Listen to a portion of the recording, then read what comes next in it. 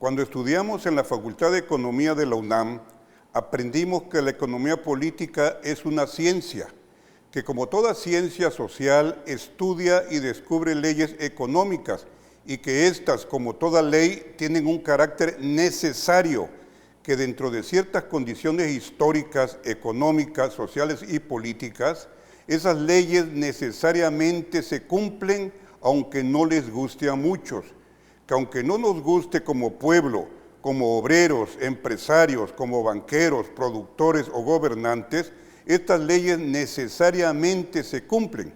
Por ejemplo, las condiciones y procesos económicos que generan la inflación, las devaluaciones, el desempleo, la carencia de ingresos y la pobreza que de ello se deriva, no nos gusta a nadie, pero sin embargo esta cruda realidad existe, esas leyes económicas se cumplen. Otro ejemplo, nunca a nadie le ha gustado los procesos cíclicos de auge, recesión y crisis económica que de manera periódica se da en los países capitalistas, ya que con ellos se dan los derrumbes bursátiles, bancarios, el cierre de empresas, el desempleo masivo y hasta el suicidio.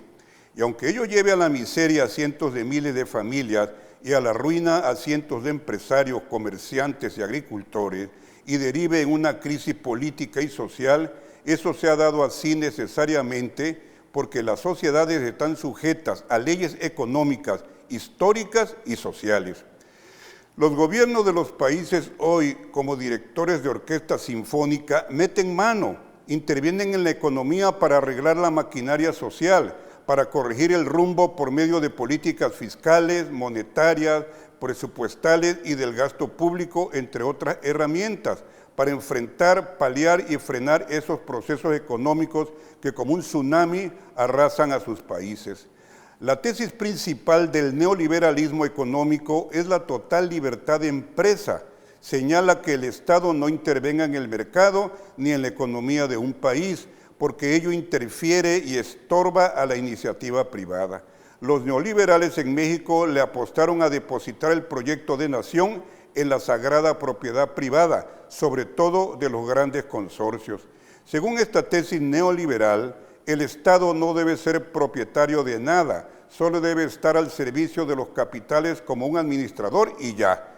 Esta tesis ha generado el enriquecimiento de unos cuantos y mayor pobreza en las mayorías. Y estas reflexiones vienen a colación motivadas por el proceso inflacionario que hoy afecta a México, pero también al mundo entero. No es honesto que abusando de la ignorancia de muchos en la ciencia económica se pretenda echar toda la culpa a un gobierno como la única causa de la inflación en México, como si esta fuera exclusiva solo de nuestro país. Además de perverso, es ridículo. Como ya lo estamos sufriendo hoy en Tabasco y en México, el mundo ha sido invadido por el tsunami de la inflación. Hasta Estados Unidos, la gran potencia, ha sido desbordado por la inflación con un 6.2%, el mismo porcentaje inflacionario que hoy sufre México, según datos de la BBC Mundo. Por muy poderoso que sea, ningún país escapa a las leyes económicas. De todo el mundo, es América Latina la región más golpeada por el aumento del costo de la vida. Argentina con un 52%, Brasil 11%, México 6.2%, Chile 6%, Perú 5.8%, Colombia 4.5%.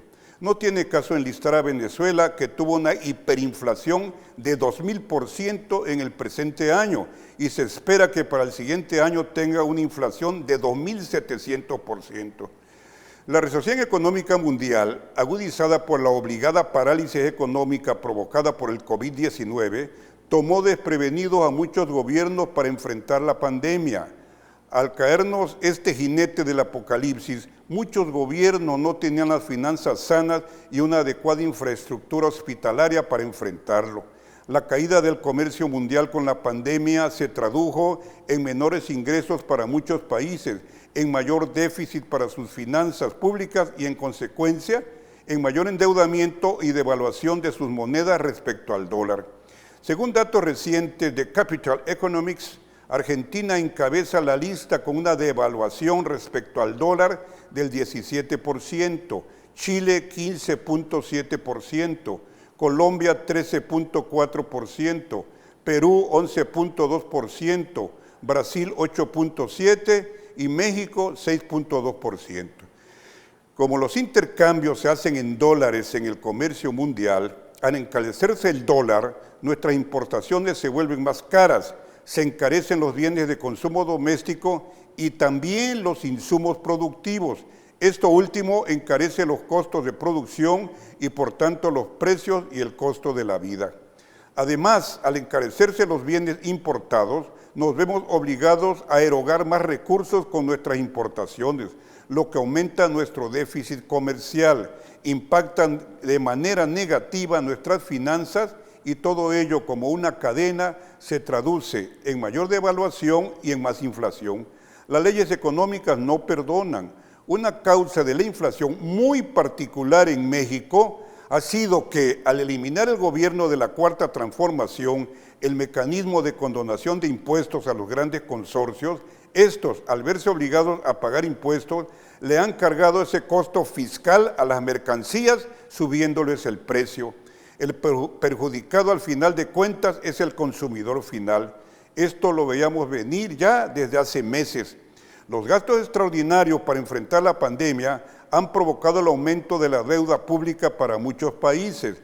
No ha sido el caso de México. El gobierno actual ha enfrentado la pandemia con dinero propio sin endeudarse. Los recursos se han logrado con la limpieza de todo el cochinero que los gobiernos anteriores le dejaron.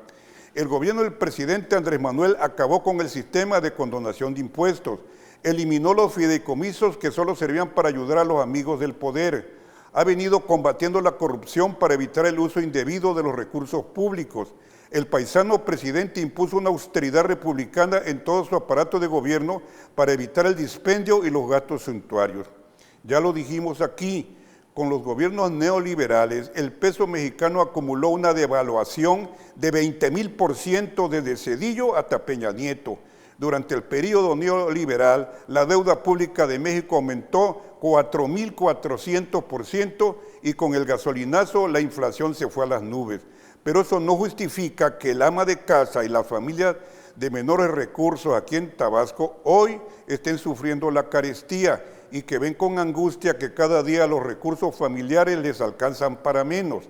La situación apremiante exige que muchos funcionarios de verdad se pongan a trabajar y busquen soluciones pertinentes. Muchas gracias.